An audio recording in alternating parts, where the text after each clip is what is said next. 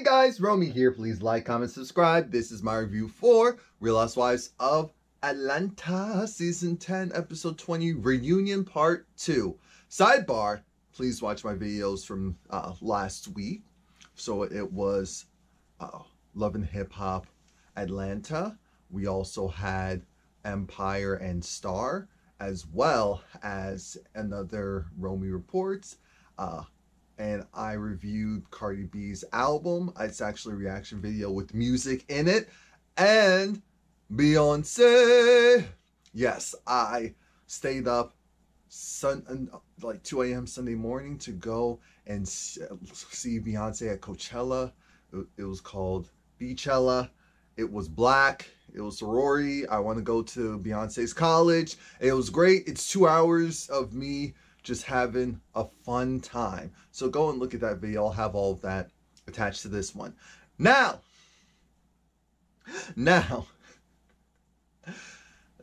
Kim's going to be on this episode, but it's going to be more so towards the end. So we're not going to focus on her. Eva's going to come out a little bit earlier. But Eva, she's pregnant. She's pregnant as far as she could have given birth.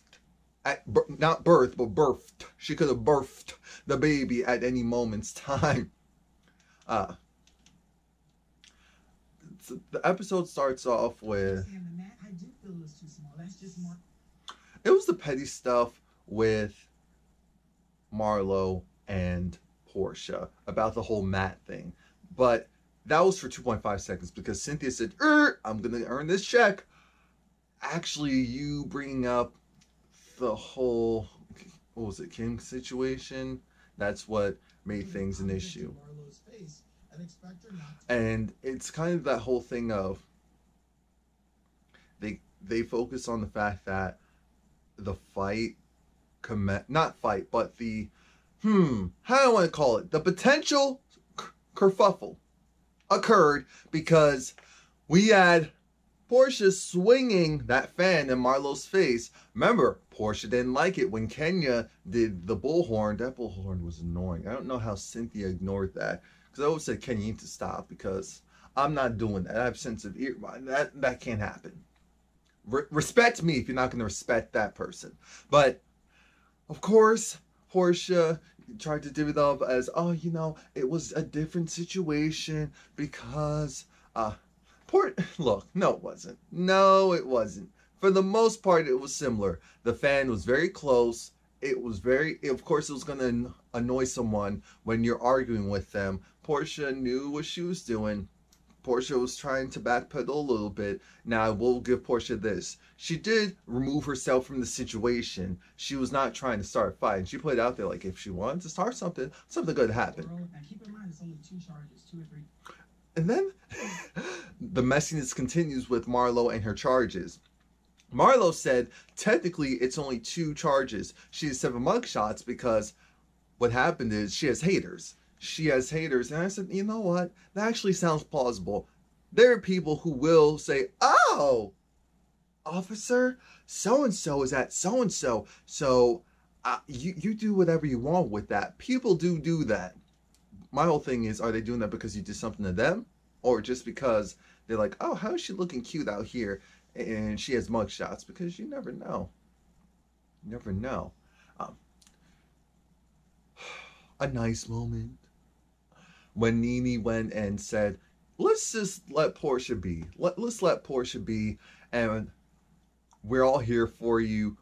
No one goes through this experience like all of us do together, so we're your sisters, even if some of your sisters are on the outs with you. And it was nice. It was nice to see Nene have a good moment. It was nice to see Porsha and Nene have a good moment.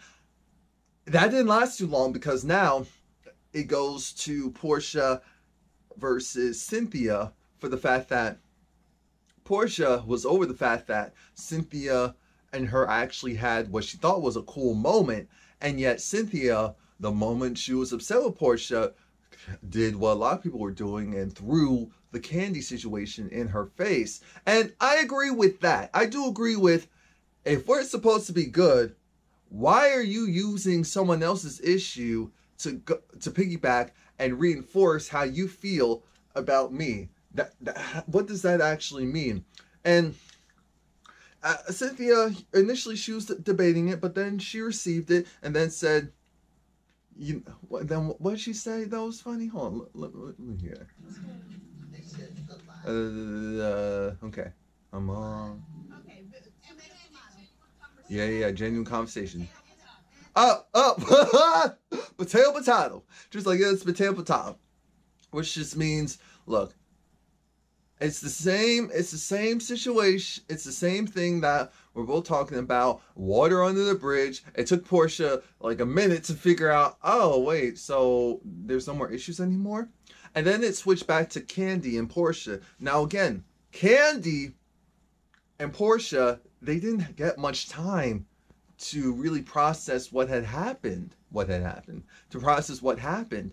And because of that, I think that's the main reason why Kandi was still kind of going hard. So then Porsha said, you know what, I've apologized, but I'm going to do it differently this time. And I'm glad that she did it this way, because just like what I was telling people last week,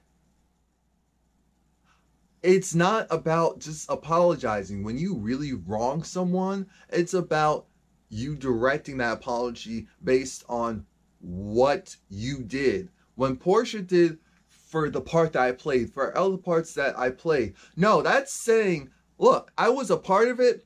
I'm acknowledging that my parts are messed up, but you see that?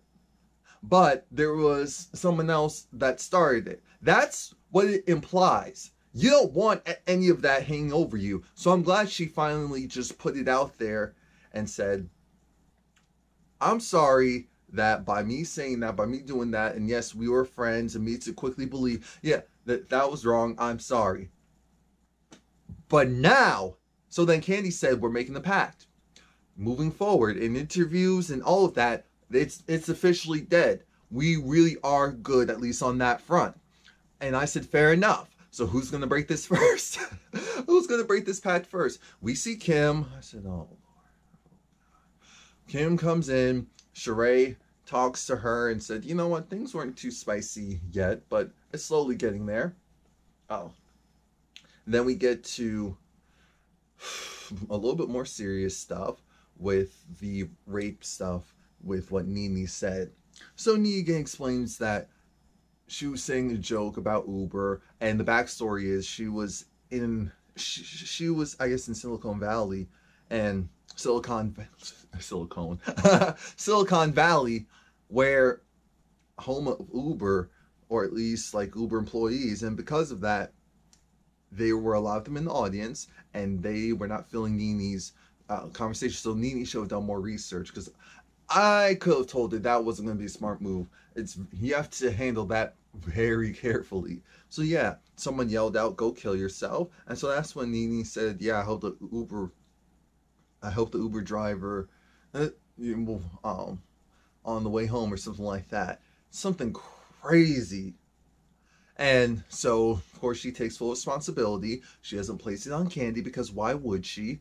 And Kandi, again, was like, she's a comedian, and she said something that was horrible, but I wasn't going to just pull support from her, because that didn't make sense. I said, oh, from business acumen, Nene said, no. I understand business-wise, that wouldn't have been a good move, so we're good. It is funny how they went from we see each other to kumbaya. And again, they said off camera, they just agreed that they're going to, if they have an issue, actually talk to each other and squash it and move on. So I said, wait a minute, is this show trying to show us growth? The thing that we actually asked for? Are we seeing growth? That's all we wanted. We wanted them to get money and grow. That's all. Lord, not everyone. Because then we have Marlo. Marlo's over here, and Marlo and Kenya start to go at it again while Nene was talking, because Andy was saying, because it was this whole thing of, how can Marlo and Nene still be friends when Marlo goes below the belt and says this and says that? And so, and at one point, two things happened. One, there was this whole thing of Marlo's a prostitute. That's what Kenya said. And so then Andy's like, well, how do you make your money, Marlo? Because yes, it's not clear. Marlo said she dated a billionaire. I said, thank you, Yahtzee. We can just stop there. I don't need to hear anything else. We don't need to hear anything else. We already knew it. He said, is it Ted Turner? I said, Andy, you're messy. Like cable Ted Turner? No. She said, it's not Ted Turner, but I'm not telling you who it is, but it was a billionaire. And so then she said, yep, her car, her mom, the Rolls Royce, her mama's house, her condo, the Bigs, all of it, almost all of it. And then she said she also has LLCs and investments. And I said, yeah, you hang out around with someone rich, say, put 10,000 here, put 20,000 here. I can believe it. I can believe it. Oh, look at this little black tenderoni. Let me go and buy her a couple of this, a couple of that. And oh, she's a little spicy too. Let me keep her around a little bit longer. That's what a lot of these rich men do. Let's be very clear. A lot of these rich men have multiple women that they do that to. So I respected the fact that Marlo put it out there. By us going forward, we can't call each other whores and prostitutes because it's not right. Sidebar, here goes Kenya reminding Porsha, because Porsha said, yeah, that's not right though. And it was like, well, you said that to me 2 years ago on this couch. I did? I said, Porsha, really? She said, yes. And then they flipped the tape when she was talking about the one-eyed African. And Kenya was like, I didn't go and sleep with no one-eyed African. He didn't buy me anything. And so then when it comes back from commercial break, Porsha and Kenya are still talking. They're still talking. And Porsha was like, wait, really? Oh my gosh, I forgot. But no, I heard. I was like, yeah, you and this whole I heard thing. That's what got you into trouble all these other times. Stop it. It was like, I know you're talking about first of all, he does not have one eye. Second of all, he didn't buy me anything. I said, oh, so you do know him. That's all I need to know. But it was funny. I enjoyed that little squabble. Now Eva, she comes on, just beaming, and everyone's like, oh, wait a minute, you're having contractions every 10 minutes? What are you doing here? She's there to fulfill her contractual obligations. You're not going to go and take my money back. No. So everyone's happy, everyone's bubbly, and let's see. It was something silly about Cynthia. Cynthia wanted Candy, and because I guess she felt like Candy purposely hit on or felt up or was more chummy with some of the other ladies, and so Cynthia wanted to see what the whole Huff and Puff was about. Cynthia's like, I'm cute out here in these streets. Why can't I get any love? I said, oh my gosh, that sounds like pretty girl syndrome. What about me? What about me? A mess. And then we see in Barcelona, apparently, Candy knew that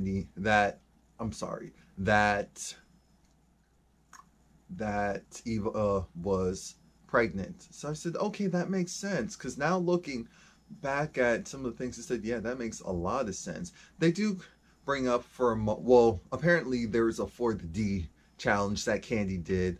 And I'm not repeating that. You can watch the episode yourself. It was funny. But I guess because that was last summer, so I was looking at this like, okay, those cute, but they feel kind of old. And they did address, I'm moving forward a little bit ahead to move this along. They did address that. No, I'll save that for later because I like how she spun that. Apparently, Cynthia isn't dating Will anymore. I mean, right now, Cynthia has a different man. She's dating multiple people, but she has one person that could be a potential boyfriend. They're not boyfriend and girlfriend yet. I said, fair enough. We're all thinking it. We were like, we're surprised you chose Will. Great guy, but we know you have a type. You like someone darker. And you like someone with a little bit more of an edge. And So we understood why she said all that. And now we're no longer dating, which is fine. So more suspicion. And it's that whole tiring storyline of maybe you didn't need to say this or that because, you know, he told me this or that. Talking about Eva and Cynthia, and Eva telling Cynthia that Will was dating someone. We find out, timeline-wise, that Cynthia's birthday party, let's say it was in June. Let's say her birthday party was in June. Eva said, well, I saw him recently at the cigar bar or lounge in June. So I said, oh. Because the whole point of the matter was, did he have a whole girlfriend while he was going and seeing Cynthia? That's the main story. It doesn't even matter now because apparently, because we were trying to figure this out, we thought, wow, Cynthia and him, they're doing this, they're doing that. They didn't even sleep together, and I do believe that. I said, Cynthia, you're doing all this for someone that didn't even get in your pants. Oh, God. Really? Really? So we drop it. We drop it because she's not even with him anymore. And that's the end of that. But the other part was Porsha felt a certain way because apparently Porsha was supporting Cynthia in her relationship with Will in the background and saying very complimentary things about him. And that's the main reason why Cynthia was so upset with Porsha, because it was like, so you're choosing now and tonight when everyone else is saying stuff about him that you're gonna go and say something negative about him too when you were the one that was positive? And then I said, okay, context, that does make sense, but it's still the whole thing of don't ask me something when you really don't want the answer. And that was the silly part on Cynthia's part, because then she goes and says, well, I expect for you to say all that. Thinking, if you're asking her, do you want to hear the truth? Because I heard something too. And you say, okay. And then I say something you don't like. Then what? Then what? This isn't potato. Tomato. This isn't one of those situations. It's not. Yeah, we got all that. We already know all that. We do jump back on the Eva train for just one more moment, because we have to focus on the fact that Eva, I like how she spun this last thing where she was addressing Shamia, and I guess for whatever reason Shamia wasn't on the reunion, but she talked about how I don't understand the correlation between someone saying, oh, well, you went after Cynthia and her relationship, but you didn't like it when Shamia went after you and your previous relationship. And then she said, hold up. That was a rumor that was not true. Shamia was saying saying a rumor as if it was a fact about me being in a relationship with that other person who I was not in that relationship with. She's like, has she been done stuff with another girl? Yes. But there's a huge difference between her doing something with another girl and Shamia saying, well, so how's your relationship with this person? When that was just a rumor, when it wasn't true. And then also making it sound like, well, what does your husband think about you having some type of same-sex relationship? And so I thought it was interesting that she spun it into an LGBT thing. And I said, oh, okay. I didn't look at it that way. Obviously, I'm not her, so I didn't take it that seriously. But that was a good spin. I'll give it to her. That was a good spin. It was a good pivot. And so now it's time for her to go. But I guess I do agree that there is a big difference between her actually having met Will before, talking to his supposed girlfriend at the time, and then seeing that, wait a minute, and it's just like a week or two later, you're with Cynthia? Smurf? Versus, oh, well, how's your relationship with this woman? How does your husband feel about it? And it's like, wait a minute, that didn't happen. It happened with someone else. Because there was a follow-up question like, well, so what did you actually do with this other woman? I said, eat, pray, love. Now we're doing too much. Now we're doing too much. And then she goes, because it's time for her to go to the hospital to potentially give birth. And then comes Kim, and the mood shifts. The mood shifts. The mood shifts. When I say the mood shifts, the looks on people's faces was like, stank. Like, oh, I smell something stank. And here's the thing. The women do not like Kim. They do not like Kim. They do not like Kim. And I understand it. The thing with the Elephant Party was the main fact that even though people were looking at this like, okay, this woman's cuckoo for Cocoa Puffs, they were still respectful. They were still trying really hard to just sit there, allow her to speak, and just move on. Kim was giving a lot of pushback, and the whole thing of, well, you know, I only listen to a higher power. I listen to my higher power. I don't listen to you. And the whole thing of, you really think anyone's going to let that woman give them a bath? Her energy was off. Her energy was off. So how can she help anyone when her energy is off? Come on now.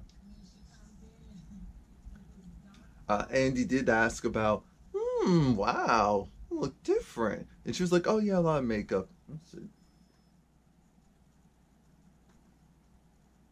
That's a part of it, but we're going to talk about the elephant in the room. And then he said, yeah, you know, so what's your goal with the lips? Oh my God. What's your goal with the lips? Meaning, how much bigger are they going to get? Well, I don't know. It's a problem when you have a bunch of black women on that couch of all different hues and genetic makeup, and you have the biggest lips. Come on now, when you had the smallest. Come on now. Come on now. Your other features do not support that. That's the main issue.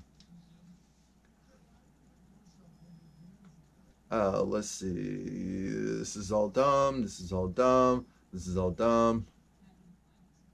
Oh, I like this. Cynthia versus Kim, and I appreciate this immensely. So remember when Kim said, "Oh, you know, just essentially be quiet and be pretty over there," and he said, "Okay, so that's very condescending." And so then at one point, I think Kim said, "You know, Cynthia doesn't have a backbone," and then Cynthia talking to Kim and defending herself, and then she's just like, wait, but what's the problem? See, that's my main issue with Kim. Kim gets on this show and acts like, I don't understand why people are upset with me. And then they roll, I'm thinking, are you semi-drunk half the time? Is that why you don't remember that you said this or you said that? Because do I think Kim's a drunk? No. Do I think that she should be taking a sip before she does this TV stuff? No, because it's not helping. If that's the problem, then remove it. Because she does this all the time, where she acts like, I don't understand. She'll go and say something greasy to you, you go and respond to her, and then it's the whole, I don't understand. What happened? What happened? So I'm glad Cynthia didn't back down and said, well, you know what? You don't have class, so there that is. And then she said, wait, what is that all about? You were condescending. Why would... And she told the truth. She told the truth. I said, okay, Cynthia. All right, Cynthia, I see you. All right, I guess season 11, you're coming back. We know Kim isn't. And then we switched over to... See, that part pissed me off. I'm like, of all people, coming out to Cynthia for that? Really? And then it gets to Nene. You know Nene does not like Kim. Hasn't liked Kim forever. Hasn't liked Kim forever. Forever and a day. They have a hate relationship. And it gets to the whole handicap parking spot thing. And remember, Kim told Sheree that, oh, I saw Nene's car parked when I was at the mall. Crafted this whole story. And then Kim says, oh, someone sent a picture of it to me. I'm thinking, that's totally different. And that's part of the problem. constantly going, doing stuff, saying stuff, and then acting like, wait a minute, Smurf? Smurf? So that's it. Please like, comment, subscribe. Come back next week.